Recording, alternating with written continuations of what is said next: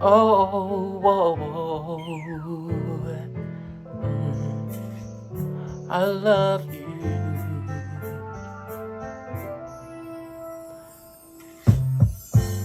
From day one, you and I've been friends, hanging out, having fun, chilling. I know that times that I've got crazy, silly ways and acting shady. You peep things in me no one sees. You hold it down for she easy. Now I have friends I thought were true, but no one's more true than you. So what am I gonna do? It took a while for me to see how special you treated me, yeah. Maybe that's the reason why I love you. You're my heart, girl. And with all the crazy things that I do, you're still here, girl. No one else can make me feel like you do. You share my world. Baby, that's the reason why I love you.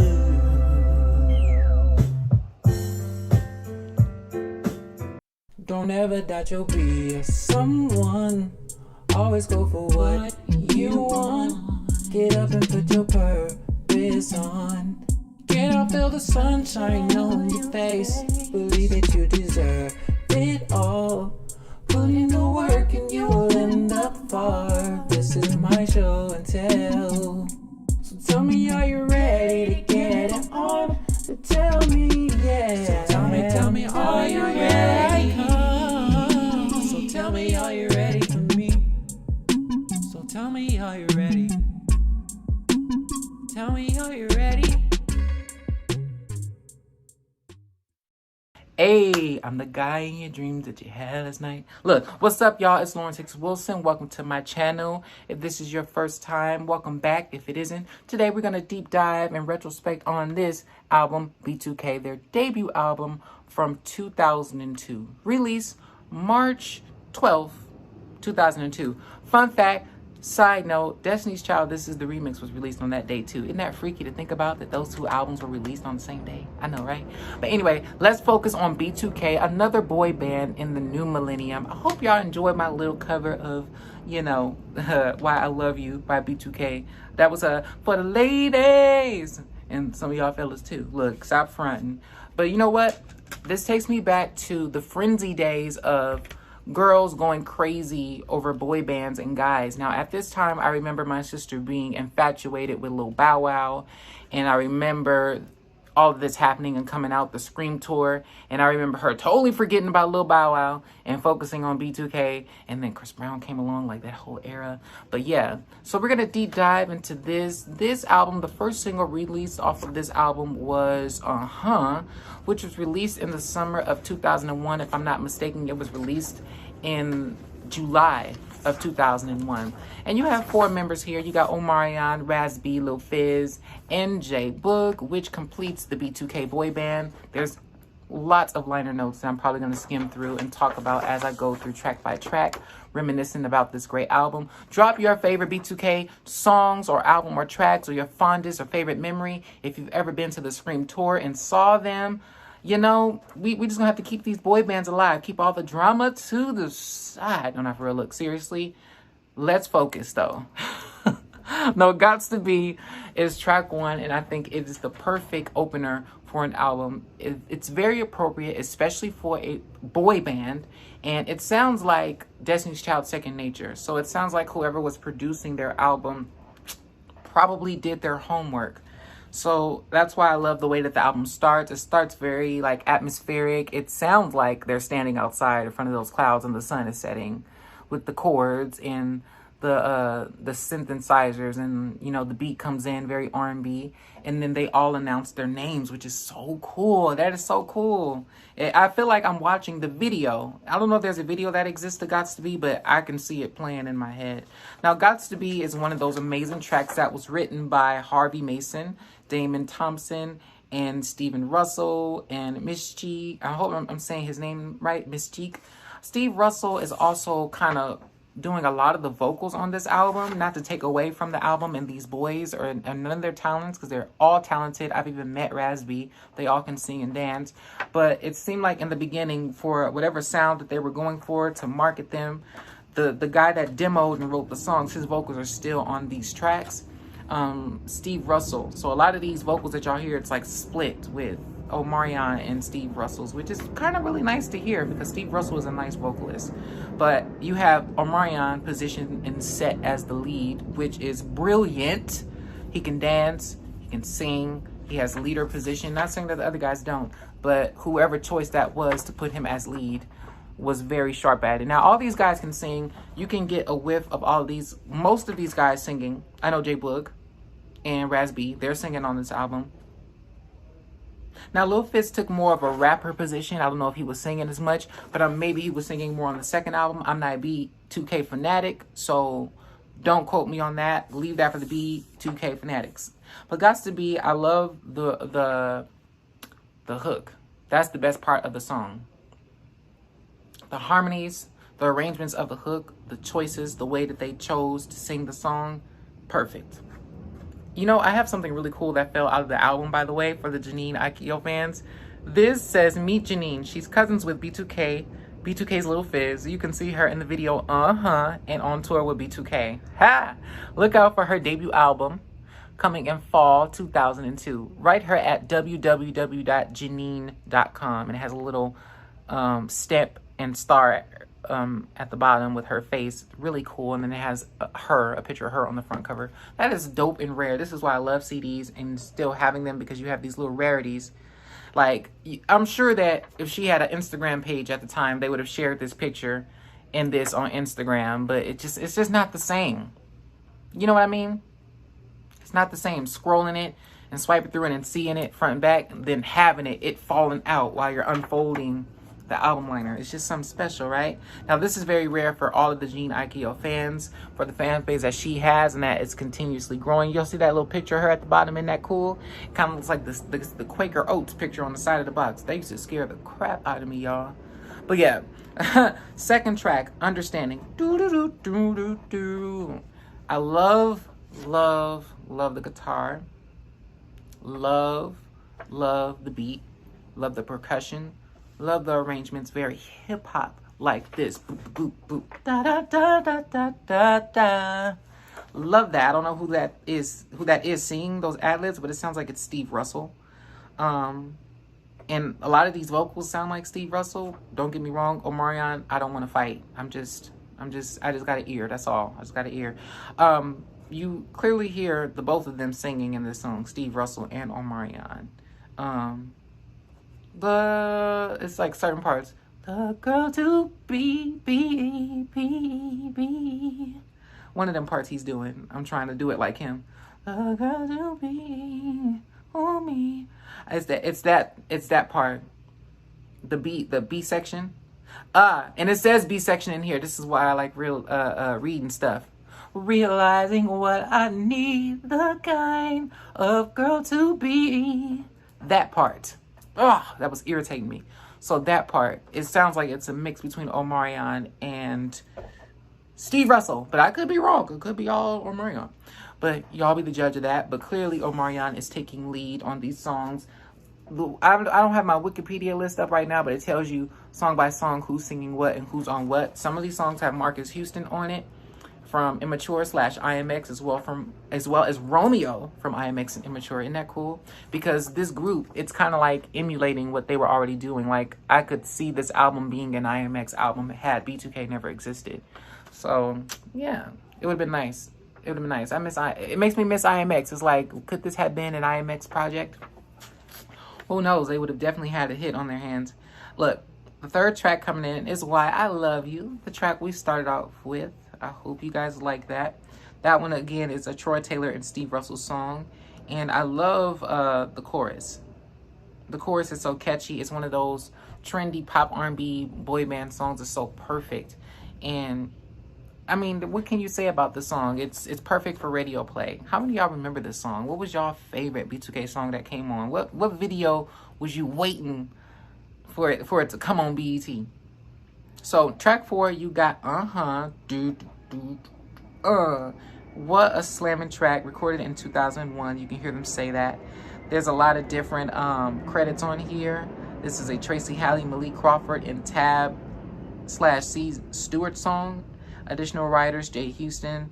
Girl, you messed up when you let me in. They got the lyrics in here so you can follow along and learn what they're singing. This was recorded in Atlanta. I didn't realize a lot of this was recorded in Atlanta, Georgia. That's pretty dope. I love looking at all this kind of stuff. Shout out to C Tricky, Red Zone Entertainment.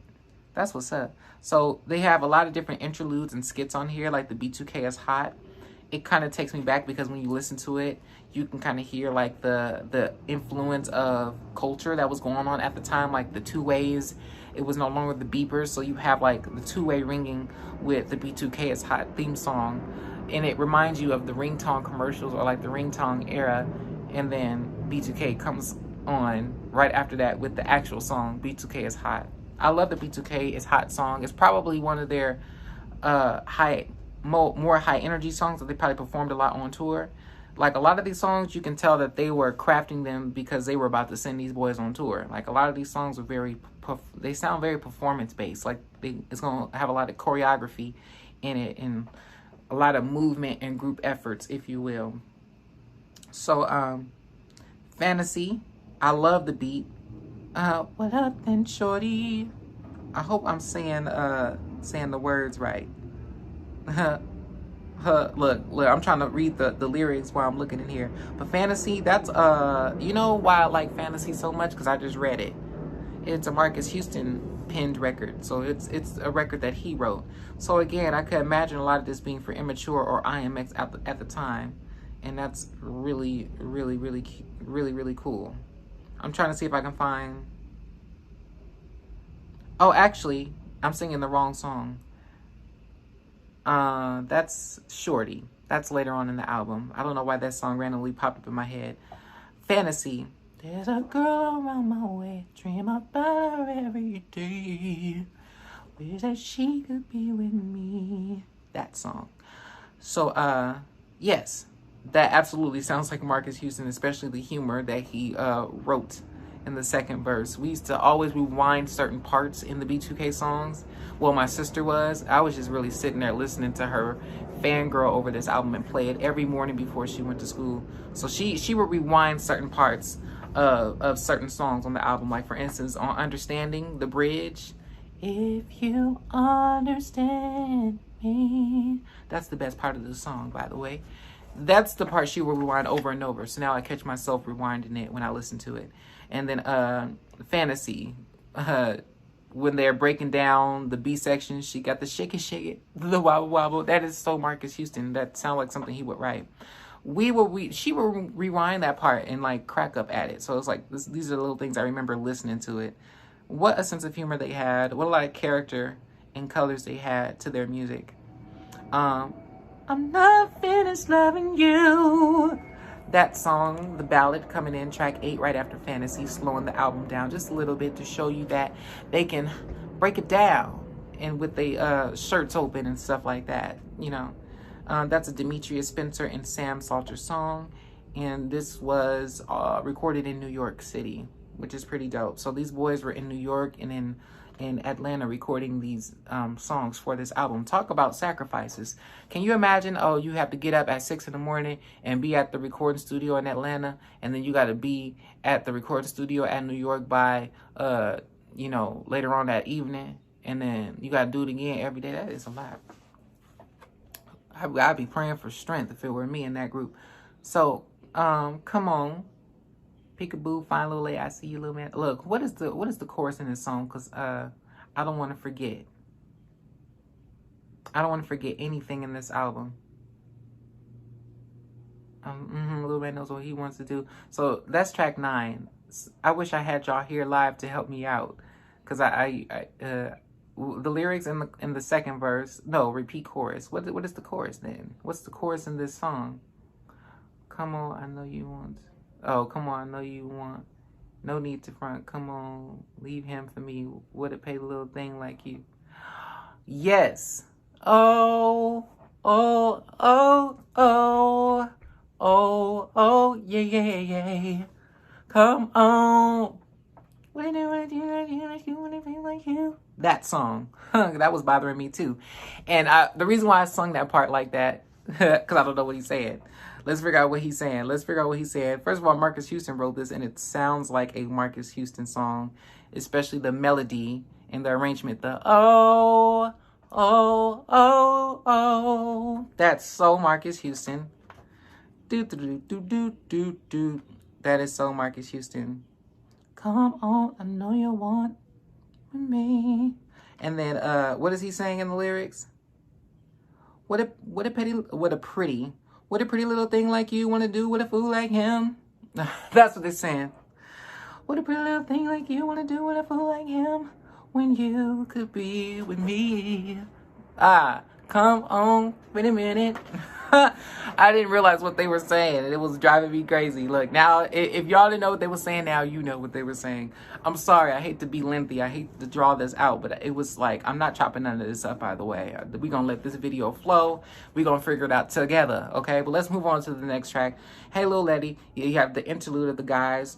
Walking down with a soda can in my hand, filling in, like having Fizz filling a little more so he can be more apparent on the album. I like how they do these interludes because it seems like you're walking down the street with them or hanging out with them. Love when they do that. It reminds me of the Boyz II Men albums, especially 2, when they're like taking the train somewhere. It's an interlude where they're taking the train. Good luck, buddy. That stuff pops up in my head when I listen to stuff like this. So, hey, little lady, do-do-do-do-do. That's the next song. Again, another Marcus Houston and Jerome Jones. Look, Marcus Houston is all over this album, whether he's writing or singing background vocals, but you can hear it. Because to me, it sounded like, I thought that Marcus Houston was Omarion's cousin, right? I thought they were family. I thought they were related. Somebody was related in that group. But this group always sounded like the cousin of Immature to me. Like, if the whole entire group had a whole entire cousin, this would be the group to Immature. You know, this is the cousin of Immature. The whole Immature group, the whole IMX group, these are their cousins right here. That's what I thought, but that's what it feels like. Like, maybe there were some bad contracts going on with Immature and IMX where they couldn't make a record and they had to kind of like do this, like write and be in the backgrounds. But I don't know. I would love Marcus Houston to speak on it. Somebody to help me on that. Any Marcus Houston fanatics out there? So you got baby girl, baby girl. That's not the key. Baby girl, baby girl. That's the key. Why do you look so sad? This probably spawned a lot of features for them. A lot of these songs, but what a round album, because that song reminds me of a Jagged Edge song. It reminds me of those songs that you would listen to with a rapper. The hook is very catchy as far as a ballad. So this is probably why along the way you saw B2K as featured artists on a lot of other artists' songs, because they were good at hooking you in. Okay, look. Track 13. So what's up, bro? Didn't even know her. Do y'all know that song? Your Girl Chose Me. What are they saying? Because I'm getting the lyrics wrong in that. So what's up, bro? You tripping because you tripping because I got with your girl. What? How do they sing that? So what's up, bruh? You tripping because I got with your girl. You tripping because I got with your girl. Tripping because I got with your girl. I'm trying to figure out the rhythm here, how they sing these songs. So what's up, bruh? Tripping because I got your girl now. Something like that. But I really like that song. That's one of my favorite songs off of this album. And I really like the bridge because, first of all, I like the whole song. I like the lyrical content because it's totally a tough guy song. They're totally talking crap. They're totally being tough. They're totally talking trash. And I like it. Like, you can just tell in the in the chorus alone, and then you can tell in the hook, I'm just a player, ain't nothing I can do. Stop acting like this. What are they saying in the bridge? I'm just a player, there ain't nothing that I can say. And if she really loved you, she never looked my way, so she never looked my way, so. And then I never knew they were saying, are you gonna trip on him like you tripped on me, you fool? I never knew what they were saying because of the effects in the beat and the production. But once you sit here and read the lyrics as you're listening, you're like, that's what they're saying? But that's my favorite part of the song, the bridge. So what's up, but you mad 'cause I got with your girl? I didn't even know her. That one. It sounds like a B2K. It sounds like a NSYNC song, doesn't it, y'all? It sounds like, couldn't y'all hear Justin Timberlake singing that? NSYNC singing this? I love that song. Your girl chose me. But yeah, read the lyrics, y'all. They're going off in there. Okay, back to the song that I was thinking about originally. What up then, shorty? I like that beat. And that is a Marcus Houston song. He wrote a lot on this album. Okay, I'm sure he got a B2K plaque up in his house somewhere. And then you got Feel This Way. Well, how does that one go again? Why do you make me feel this way? Why to feel this way? It's another ballad. Separate. Really nice. That song reminds me of Genuine. Oh yeah, baby. It sounds like something that was left over off of 100% Genuine or The Life. This Is the Life. Does it sound like a Genuine song to y'all? Feel This Way? Okay. Shout out to Marcus Houston again. Okay, Brian Michael Cox and Jermaine Dupri and Candy Burris wrote this last song. And it's called Last Boyfriend. And you can absolutely tell that they wrote it. The hook is, I'm not your last boyfriend. Drop that baggage, I won't have it. Stop tripping. It definitely sounds like a Candy Burris arrangement.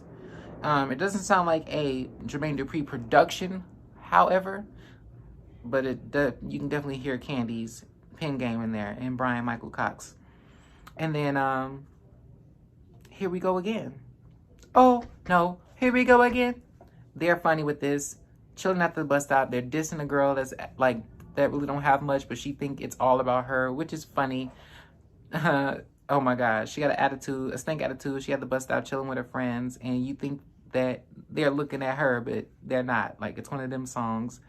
And again, Marcus Houston. All right, B2K / IMX 2.0.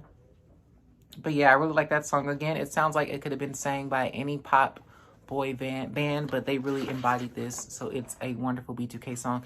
If I was to give this album, this album is definitely a solid 8.5. Solid.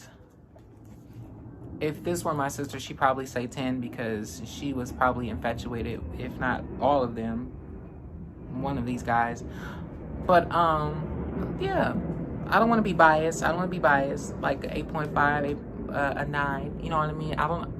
I guess I'm only saying that, not because it's not good, not because nobody is not talented on here, only because I wish I heard more of the boys as a quartet, singing harmonies, singing a cappella, singing together, because it just seems like it's Omarion with the person that demoed the song, and then they add Rasby or maybe add J-Boog, and you got Lil Fizz rapping.